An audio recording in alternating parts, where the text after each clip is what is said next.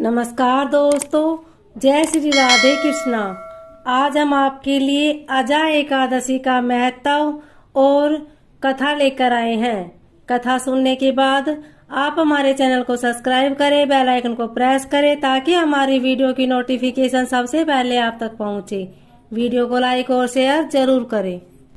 अर्जुन ने कहा, हे पुण्य शिकाक्ष, मैंने श्रावण शुक्ल एकादशी अर्थात पुत्रदा एकादशी का सविस्तार वर्णन सुना।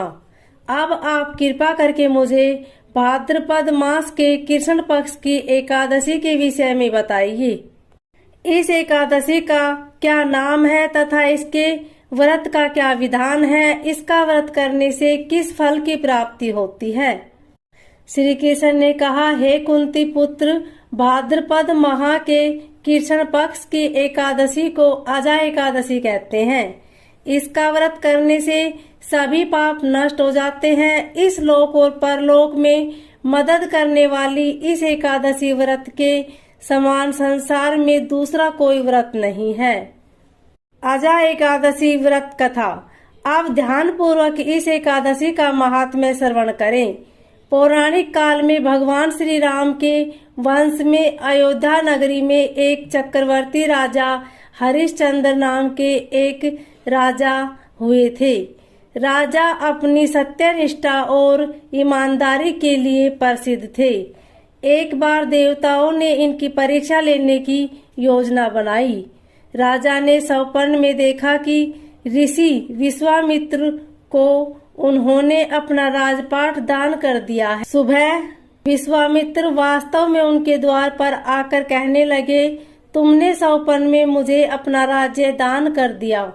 राजा ने सत्यनिष्ठ व्रत का पालन करते हुए संपूर्ण राज्य विश्वामित्र को सौंप दिया। दान के लिए दक्षिणा चुकाने हेतु राजा हरिश्चंद्र को पूर्व जन्म के कर्म फल के कारण पत्नी, बेटा एवं खुद को बेचना पड़ा। हरिश्चंद्र को एक डोम ने खरीद लिया जो शमशान भूमि में लोगों के दाह संस्कार का काम करवाता था। स्वयं वह एक चांडाल का दास बन गया। उसने उस चांडाल के यहाँ कफन लेने का काम किया, किंतु उसने इस आपत्ति के काम में भी सत्य का साथ नहीं छोड़ा। जब इसी प्रकार उसे कई वर्ष बीत गए तो उसे अपने इस नीच कर्म पर बड़ा दुख हुआ और वह इससे मुक्त होने का उपाय खोजने लगा। वह सदैव इसी चिंता में रहने लगा कि मैं क्या करूं, किस प्रकार इस नीच कर्म से मुक्ति पाऊं। एक बार की बात है, वह इसी चिंता में बैठा था कि गौतम ऋषि उसके पास पहुँचे। हरिश्चंद्र ने उन्हें प्रणाम किया और अपनी दुख भरी कथा सुनाने लगे। राजा हरिश्चंद्र की दुख भरी कहानी सुनकर महर्षि गौतम भी अत्यंत दुखी हुए और उन्होंने राजा से कहा, हे राजन, भादो माह के कृष्ण पक्ष की एकादशी का नाम अजा है। तुम उस एकादशी का विधान पूर्वक व्रत करो तथा रात्रि को जागरण करो। इससे तुम्हारे सभी पाप नष्ट हो जाएंगे। महर्षि गौतम इतना कहकर आलोप हो गए। अजा नाम की एकादशी आने पर राजा हरिश्चंद्र ने महर्षि के कहे अनुसार विधान पूर्वक उपवास तथा रात्रि जागरण किया। इस व्रत के प्रभाव से राजा के सभी पाप नष्ट हो गए।